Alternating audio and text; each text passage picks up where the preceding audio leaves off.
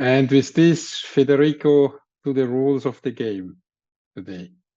Hello to everybody. It's a real pleasure to be with you this evening, even if remotely or virtually. I am your personal assistant AI moderator. So if you want to join us with the question, you can use the button in Zoom and the QA button. And during the presentation of Tino, we will try to reply to your question, curiosity, kill the cat, and comments. So please take this opportunity in this 1 hour to ask us something useful for Guidelines 2025. So Tino, the stage is yours. Thank you. So today, the purpose of this webinar is really to inform also not only the writing groups or the board, but also the National Resuscitation Council, what is going on, so you can follow the process, and it's not then at the General Assembly that some people can listen to what we report. So all in all, we have the guidelines meeting, and it's interesting. Somebody's asking if the guidelines meeting started now. I will shortly answer and say yes. Yes, we are online. Good. So, and the entire process is based on medical science, as you can see here, the formula of survival. And out of the medical science, which ILCO, and I will talk about this in a minute, ILCO will provide the scientific base of this. And then we have to make the guidelines, and the guidelines are triggering the guide, the educational material, which you then have to implement locally. So this is the entire part of this. And hopefully all this is increasing survival, because this is the motto or the theme of the ERC, that we want to preserve more life by making high quality resuscitation available to all of you. And therefore, my goal for the Guidelines 25 is that we hopefully reach all citizens and stakeholders in Europe with our guidelines. So this is the introduction to the process. I have no conflict of interest financially or intellectually, even if I'm the director of these guidelines, and also I'm the chair of the task force for education implementation team in ILCO. Okay, and with this, we are at the first part. So ILCO, sometimes it's not clear what ILCO is doing. ILCO, the different task forces in ILCO, and the task forces are easy. This is BLS, advanced life support, pediatric, neonatal, education, first aid. So this is divided into these different areas. ILCO essentially is looking at the science background, formulating systematic reviews or scoping reviews or evidence updates on specific questions.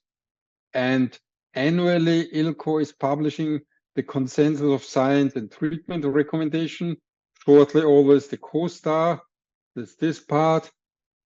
And out of these treatment recommendations, we are going to do our guidelines. So in February 24, we had a meeting where ILCO invited all the resuscitation councils around the world, and we communicated to all partners which questions in which chapter will be provided by ILCO. So the ERC knows now, so the different writing groups of the ERC know what, for example, will be covered by ILCO for pediatric life support. And this job should be finished by the end of this year. So by the end of this year, we have the science evidence for our writing groups.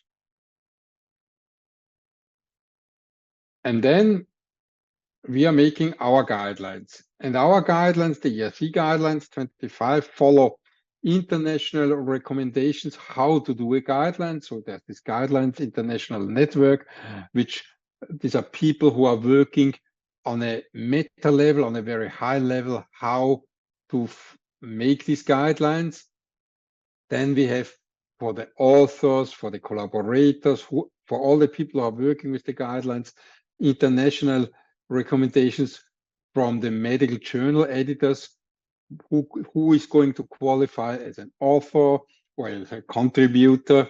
And obviously we are following the internal rules and the articles of the association. So what the ERC formulated for itself, how this should work. So this would be a first part on ILCO and international guidelines. Any questions so far? I have a question, Tino. Yeah. In terms of level of hierarchy Mm-hmm. in ERC guidelines, what is the first layer at the top of all the evidence? Now, top is certainly a systematic review, because a systematic review is looking at randomized controlled trials, observational studies, before and after studies, and it's not only to looking at these studies, it's doing a evaluation of the study. So we are looking at risk of bias, which means, are there some stuff which for a specific study is on a lower level because maybe, for example, randomization is not clear or some outcome data is not reported. So each of the studies is evaluated, and then there will be a summary. In the best way, we can make a summary of different studies addressing the same outcome. The best way, survival of patients. So if there are 5 studies which are reporting survival, then this can be summarized, and this is then a meta-analysis. So this gives the highest level of evidence, because if you have 5 or 10 or 15 studies all saying this goes in the direction that the intervention is better, then we can say, yeah, this is quite good. If this is not possible, then we describe in a narrative form what is the results. Sometimes you have 3 studies going in this direction, sometimes in the other direction, or the conclusion of the studies is not really helping in a decision which is the treatment recommendation. Then it's a more a narrative summary. What does this mean? And mainly, Tino, yeah? sorry, and mainly the source of data will be ILCOR. But So, if we find some very nice systematic review with great methodology like ILCOR, we can use it. Yeah. So first of all, we have these ILCOR systematic reviews. Some questions might not be answered by ILCOR because either nobody asked the question or it's too much for this cycle. Then the ERC working groups can do their own systematic reviews and find out the same stuff. Sometimes other people are doing a systematic review, and we have a process to use the systematic review. It's called acknowledgement. It's a nice word, but it's a method to look at a systematic review, and from the date where the systematic review was done, if there are other new randomized controlled trials or whatever trials, do they support the same stuff? There's a methodology behind to evaluate this. And then we can use also this data. So for the guidelines, we are using high-level systematic reviews from ILCOR. We can use our own systematic reviews or whatever we find outside, because if somebody had the idea and comes out in the mid of the year with a nice systematic review, definitely we will use it. Okay, thank you so much, Pia. This was covering the systematic reviews. If for some questions there are maybe not that much studies or different studies, or this is more an explorative question. For example, we had for education and implementation, is faculty development helpful?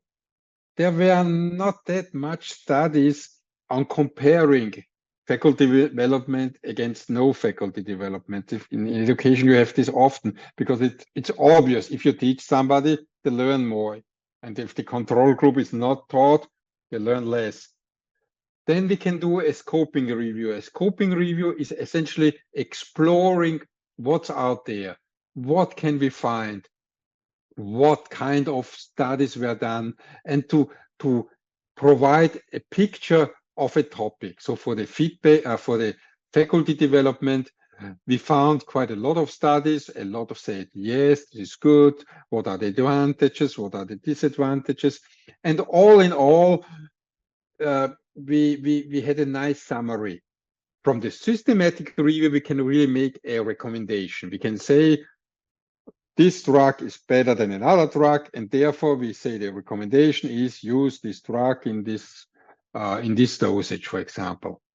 A scoping review, if it's a lot of data and it's a very clear picture, then we can issue something which we call a good practice statement or a good educational statement. So for the again the same example, faculty development, the statement was at the end, yeah, faculty development is a good thing and you should do it. In which way? How the teaching method, how to assess this, it's not clear, but overall do it. The lowest level is what we call evidence update, which is if a systematic or scoping review was done, for example, 3 or 5 years ago, we are looking at the same stuff again. And if, for example, 3 or 4 or 10 studies come up, but they confirm what was said before, then we can say, okay, we looked at the data, we found some new stuff, but it's the same as before. So we are actually now in 24 in May on the same level as we had for the 21 guidelines. So it's an update of an already existing recommendation which will not change. So these are the 3 levels we have for the guidelines. Does this answer your question, Federico? Yeah, thank you very much. Very clear. So at the very basement of level, we can also screen in Europe with a survey for example, the habits, or because we used in 2017 about, if I remember well, amiodarone and lidocaine, something like that. So we can use also something like a survey to understand what is the behavior of the common practice in Europe. So we can also use these tools. Yeah. So for example, in 15, we did this with ethical stuff. So this is a kind of, it's going into the direction of scoping. So we were essentially looking, what are the different ethical approaches in different European countries, legal-wise, what are the practice of physicians at the ICU or whatever, to get a picture. And then we can say, okay, we like it, we don't like it, we want to change, we want, in some areas, they are far ahead of others. What are the problems and stuff like this? Yeah. Good. Okay. Then I will continue with the next stuff. So for the creation of this, of the entire process of the guidelines development, in last year, in fall and in the last month of the year, a steering committee was created. And the task for the guideline steering committee is to supervise the process.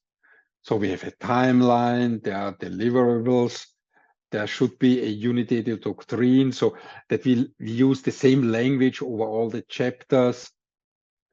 We need to think about the dissemination and implementation strategies, conference and all this stuff. This steering committee meets monthly at least, and sometimes there are ad hoc meetings. And from all the chapters in the guidelines, which I will show in a minute, are representatives in this committee.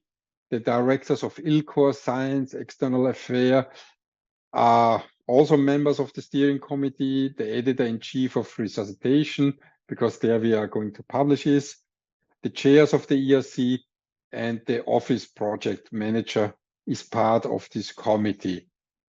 And these are the people only that you see once the names who are in this committee in alphabetical order, if this is correct. Yeah, not totally, but closely. And this was the first step, to create the steering committee. And after this step,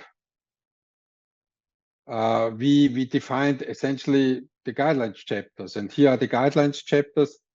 They were presented to the General Assembly, and the General Assembly agreed.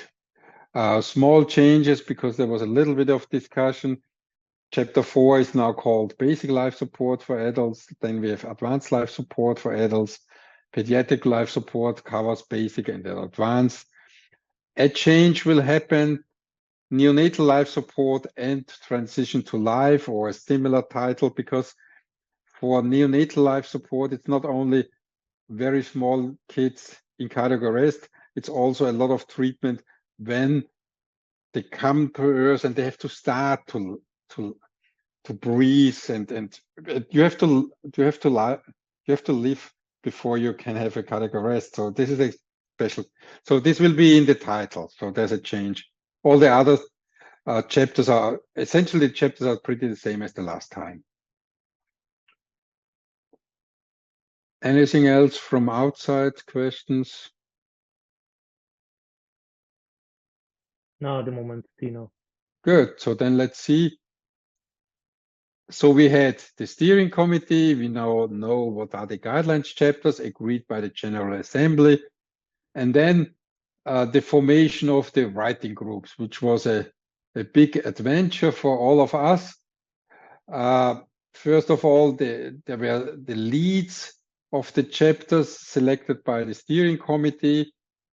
We looked at who was before, who is needed, having all the diversity stuff into different professions, different genders, different areas, an open call for members. And all in all brought up 125, 126 at the moment. I have to correct this, from 27 countries. 37% are women, which is more than before.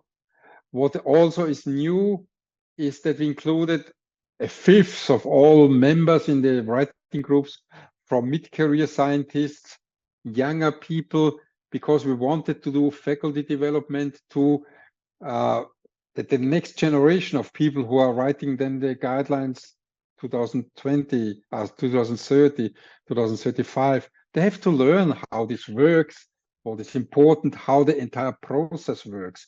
And I think it's really important that we're bringing a change to the new generation, more diversity. So this all happened. Another change for the writing groups, we want to include the sister organizations of the ERC. These are the organizations which are already in the General Assembly, and they were also the founding organizations of the ERC. So intensive care medicine, anesthesia, the emergency physicians, Red Cross, International Red Cross.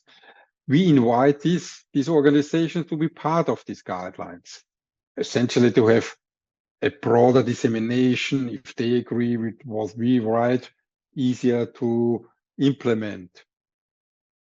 This participation can be either for a specific guide, for a specific chapter. So a pediatrics organization can work with the pediatricians. The intensive care, we have an agreement with the European Intensive Care Medicine Society. They are working part in part on equal levels with the post-resuscitation care. Maybe for some questions, there's a single point of contact. If there's a specific question on, I remember there's something about eCPR, then maybe we can ask a specific organization dealing with this question on something. This was the fastest questions. Okay, and so these organizations will be included, and overall, we will, at the end, we will ask them, do you support the entire guidelines? Because this is a simple question. They can say yes or no. If they say yes, then we can have the logo of them on the publication, all this stuff. The next stuff is also something new, and I think it is really important. It is internationally asked for guidelines. We want to include cardiac arrest survivor organization or patient organizations into the different chapters. This is the process we are working now. We made an open call European-wide for organizations, peoples, surprisingly a lot of answers. So this was a lot, the most social media contact and going forward and back which we ever had for the ERC. So we are sorting out this because it's important, because this is essentially the end user of all what we are doing, and what people who survived, or family of people who had a cardiac arrest, or pediatric neonatal parents of these children, their view on what we are doing, I think, is important. And we will bring this into the guidelines. I realized that there are some questions. Maybe this is a good point to look at this. Yes, there is one question from Carlo Clarence from Luxembourg. Hello, you all. Do you think the ventilation domain and techniques in BLS will be more focused on in the new guideline 2025? There are still a lot of discussion in NRCs of how to implement different techniques accordingly to the outcome. Very good question, Carlo. Thank you. This is a good question, but it's a very granular question, going very deep into this. This is, I would recommend, Carlo, and I will come to this also later, to put this into the public comments, because then I can forward this directly to the BLS group, because they have to come up exactly with an answer to this. If you ask me personally, but it's only my personal input, I think ventilation is important, because the entire stuff we are talking is called cardiopulmonary resuscitation, and pulmonary means ventilation. Therefore, it's important. But how the BLS writing group is addressing this, I can't tell you. Important is that we forward this to the writing group of this chapter, and they have to address this. I will show you in a couple of minutes how you can put these kind of questions into the public comment, which is at the moment open. Any other questions at the moment? No, at the moment, yeah. Good. So from the process, we had the writing groups, sister organizations, survivor organizations, and the last point, each of the chapters have to address how the recommendation they formulate might be implemented in low resource setting or remote areas. Because you can have the best plan, whatever, but if the transport takes half an hour, then you have to consider what are these people in the ambulance car doing in this time to, I don't know, stabilize low blood pressure, only to make a case. Or if you are in an area where the resources are not given at this high level, how can you then provide still high stake CPR, high stake basic life support, or whatever? So all this will come into these are the tasks for the writing groups. The writing groups have monthly meetings. All of them started. They report back to the steering committee, and we had a similar meeting with all the writing groups, and before summer we will have a next writing group webinar where they have to report where they are.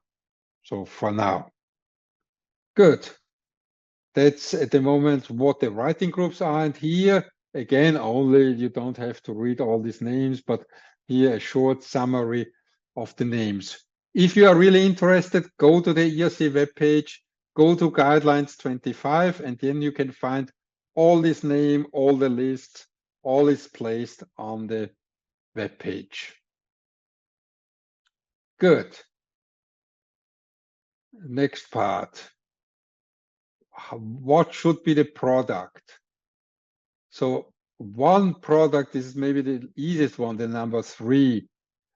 For the last years, for the last decades, we had the ERC guidelines published in Resuscitation, which at the end or the last years were really thick booklets with all the science, all the reasons why you should apply, do this and this. For this time, and I presented this also to the General Assembly and there was agreement, we have 3 parts.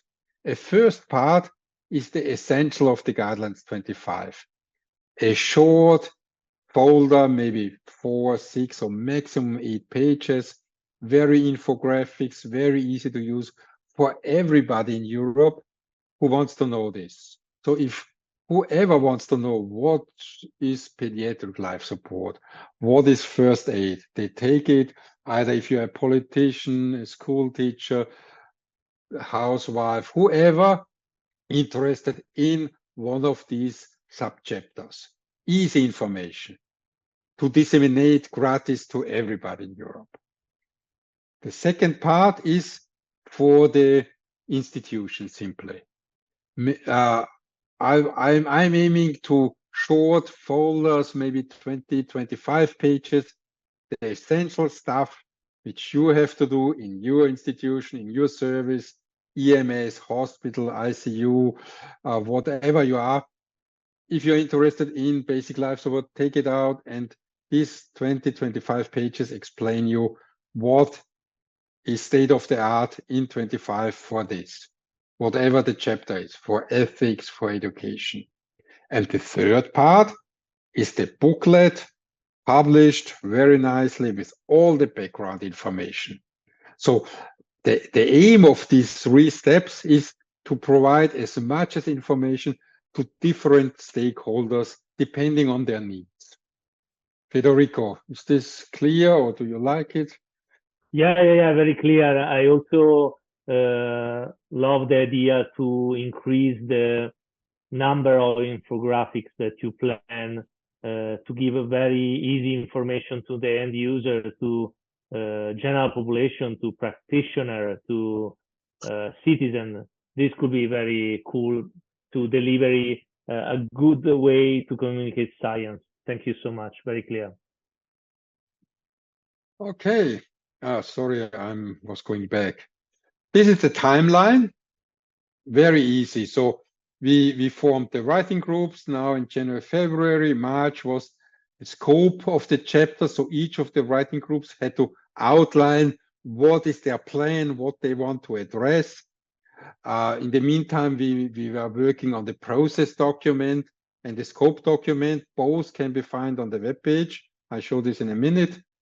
Now we are more or less in this phase where the writing groups are looking at the evidence, assessing what comes from ILCO, what they have to do on their own, a systematic review, a scoping review, an evidence update. We created a new web page for the guidelines, and we are doing these informative webinars. So this is what's going on at the moment. We try to contact the collaboration, the sister societies for the collaboration. We placed the scope document, and I will show this in a minute, for public comments. This is a requirement for the modern development of guidelines. And we are working on a style guide, how the working groups have to write the guidelines. And at the same time, we try to figure out which survivor organization is at which level and how can we include them into the guidelines. After summer, we have to prepare. So till the end of the year, the working groups are essentially preparing all the material, for the writing process. In fall, with the office, we have to start to prepare the material and the dissemination plan. So meeting with graphic people, how to create the infographics, what are we going to do on social media, what is the printing, how are we doing all this stuff. And then next year, very clear, the first 3 months is writing of the chapters. By end of March, we need the final draft from the writing groups, because then we have 2 months for review. So we have to read all this along all the different writing groups, the language, if they're all saying the same stuff, maybe there are revisions. This is going forward and back. This should be finished by May, June. We want to bring up again the entire draft for public comments. We will present this to the ERC board, the General Assembly. I plan in this second part another meeting with like this with the National Resuscitation Council, only to inform you where are we. I think here we could have one, and definitively here. July till September, we need all this goes into production. So by end of June, we need the final product, because 2 months for production is anyway short. And the aim is to have in October with the conference the guidelines. There is a question in the chat by Walter, the essential guidelines. The plan is that the essential part is an ERC publication, but I would like that this is also centrally translated, so that we have the same language, the same pictures, all in the same way. But for this process, definitively we need the National Resuscitation Council, because for me, it's often surprising how then locally the specific language has to be changed. So this is all in the moment here. I hope this answers your question, Walter. Good. There's another couple of questions, Tino. Okay. Yeah. That's the purpose. From about human factors. What about human factors? Because they are not topic specific, but very important in resuscitation. We discussed in the steering committee about this. In the last steering committee, this was exactly the topic. And we decided each of the chapters have to address the specifics of the chapters, of the human factors in this chapter, because we don't have an extra chapter on human factors. But for example, in education, we have to address how are we teaching human factors. For neonatal, the human factors might be different, because this is much more how to talk to parents, how to deal with a deceased newborn. This might be something different, how you deal with this, the personnel, the treating person, parents. So, and this will come to the writing groups. It's the same stuff like addressing remote areas. So this is something also new but important, because we know from a lot of publications how important these human factors for the success, for the survival of the patients are. And then there's another question. In the meantime, only to underline your previous comment. Okay. In the previous guideline, there is something about human factor, like non-technical skill in ALS, in teamwork. So definitely we can add something about human factor in every chapter, tailored on the content. Personally, in assistance saving life, I will put this on the agenda if needed. A specific paragraph in terms of system could be nice to have something like that. But as you mentioned before, this could be part of the sub paragraph in every chapter in relation to the content, like in ALS. I remember non-technical skill in ALS, for example.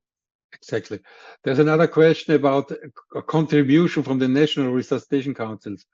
There will be an official call to the National Resuscitation Council, and they can propose them persons, for example, for this translation stuff or proofreading or whatever. At the moment, this is far too early to talk about names, persons, because we still have to work out the process. At the moment, as we are here now in May, the most important for the writing groups is to come up with the material. So they have to bring all the material, all the science on which the guidelines are based, then when they are writing it. And then maybe not in a year, but in 10 months, the next stuff, inclusion of all of you, will come up. With this, I would like to come now really to the web page. So we have a new web page, which is either you're using, it's easy, DPR guidelines.edu, and this should go. No. Oh yeah, you can go to the guidelines. So here are the guidelines anyway. So now we are on the guidelines web page. So if you're still interested, the 21 guidelines, you can download whatever you want.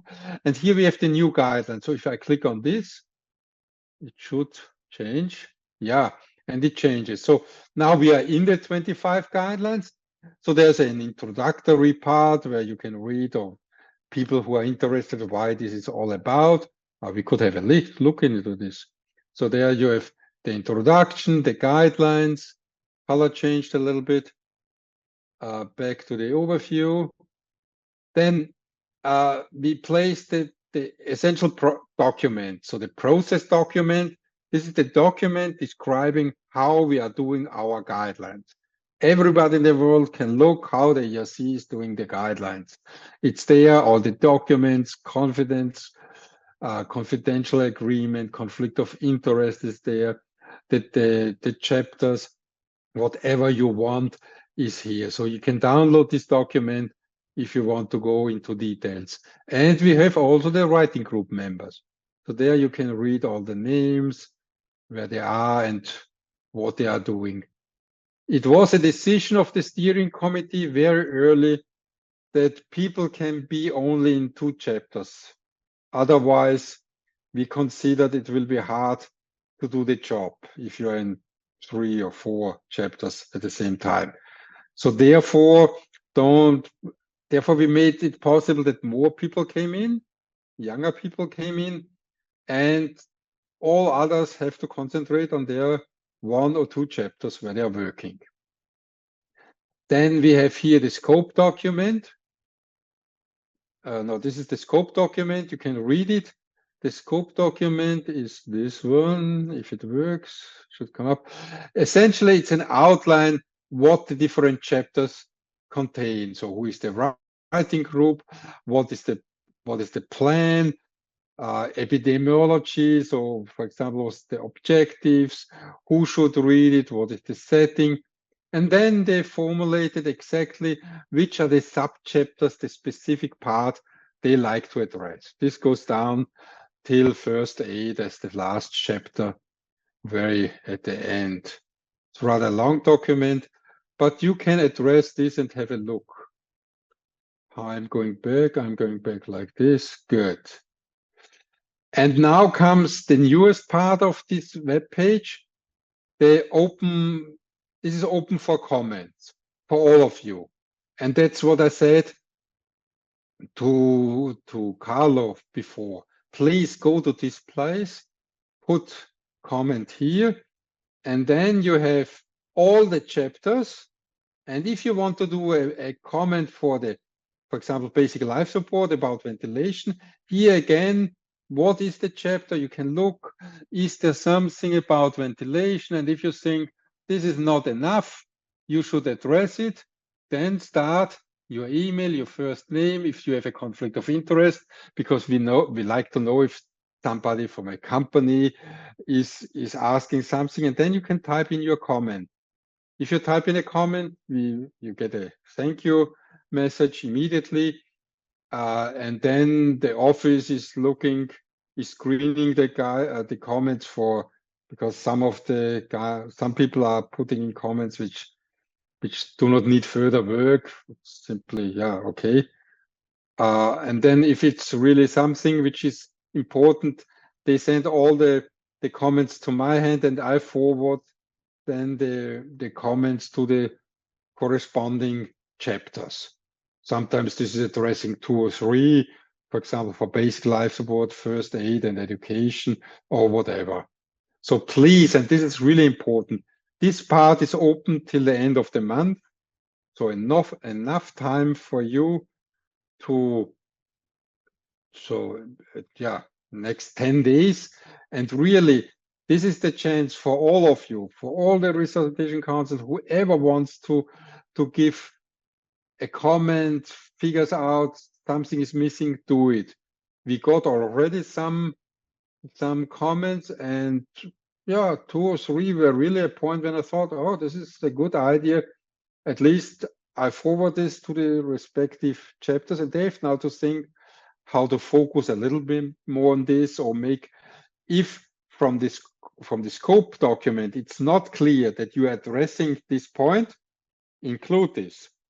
And after this period ends, so by the end of May, the writing groups have to revise their scope document to present the final document on the web page.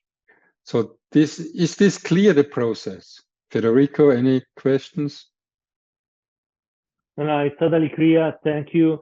We underline again that this webinar is recorded. So if somebody want to see again, it's possible, because somebody wrote that arrived a little bit late. So don't worry, you can check again and receive this recording.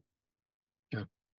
So we record all these webinars, and you can, if you don't attend it, you can watch them in a higher speed. It makes funny voices out of us, but you don't have to sit an hour. Okay, so this is the web page. Please use it, send us back your comments, your thoughts, because this is really the way you can participate in the entire process. And this is open for whoever wants. I have no problem with any comment, as long as it makes sense. Again, Carlo, great, he's really with us.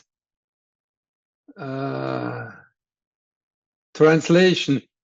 This is something which is entirely for the National Resuscitation Council. We are producing these guidelines in English, and if a country or a language region wants the guidelines, the resuscitation publication of a couple of 100 pages in their language, then it's on you.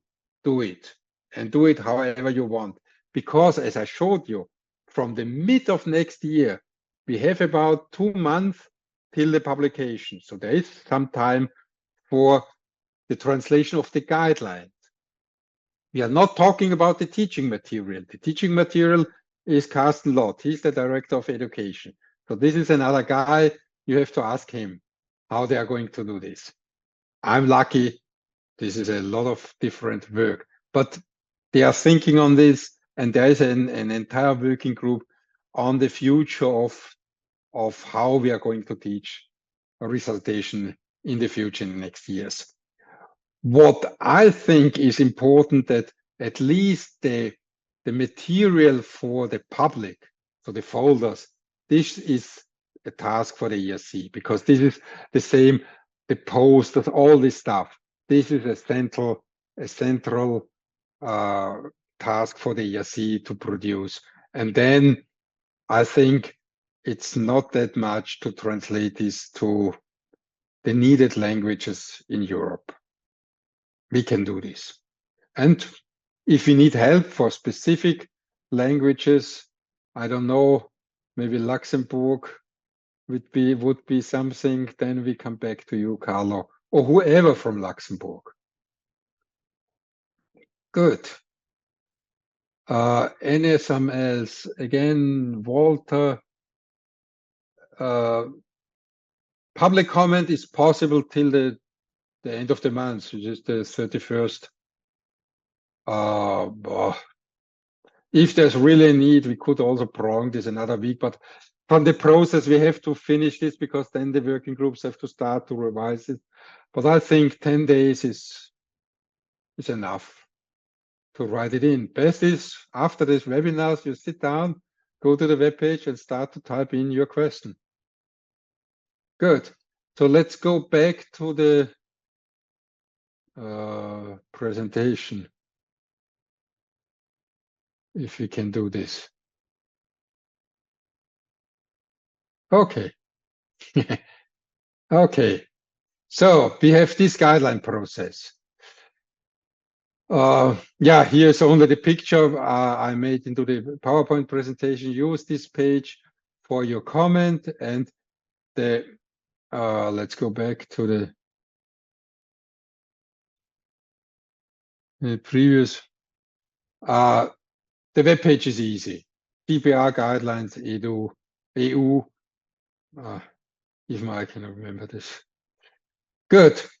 And in the nice tradition of the ERC teaching, we presented our content. Now it's open for question. Whoever wants, whoever come up, bring up your question. If you are able to answer it, we will going to answer this. In the meantime, when the attendees think about the question, one comment about translation. In the last year, probably AI improved a lot in terms of tool for translation. So my recommendation is for NLTs to look into new tools of large language models, because they absolutely could be very useful to, in a fast and furious way, translate from English to Italians or French or whatever language you want. And this impressed me in terms of some languages is very easy to translate. So have a look into some of these tools. This could be very useful for NRCs. Walter is asking, I can't answer this question at the moment. So he's asking if only the changed part will be highlighted for translation. First, we need the new chapters, and then we can see what was changed, entire paragraphs or only words or sentences. And then we can come back and tell people, look, this is new. This is the same stuff as before. I don't know if they are coming up with an entire new chapter. Pretty sure for first aid, they try to do something new, because in the past, essentially the first aid chapter was the same stuff which ILCOR published as the evidence for some first aid procedures. And this time I asked the writing group to have a more practical approach. So what are first aid procedures related to resuscitation? So, for example, a question is always snake bites. If in Europe, I don't know, but this is a question, if we don't have snake bites by poison snakes who can produce the cardiac arrest, why should we address this in the European guidelines? But if in Europe, avalanche victims is much more important or whatever, then they should address this. So the first aid chapter should not only be a list of procedures you can do as a first aider, it should give you, like the other chapters, proceedings, how to do this, to have really a practical chapter to helping people who are interested in first aid.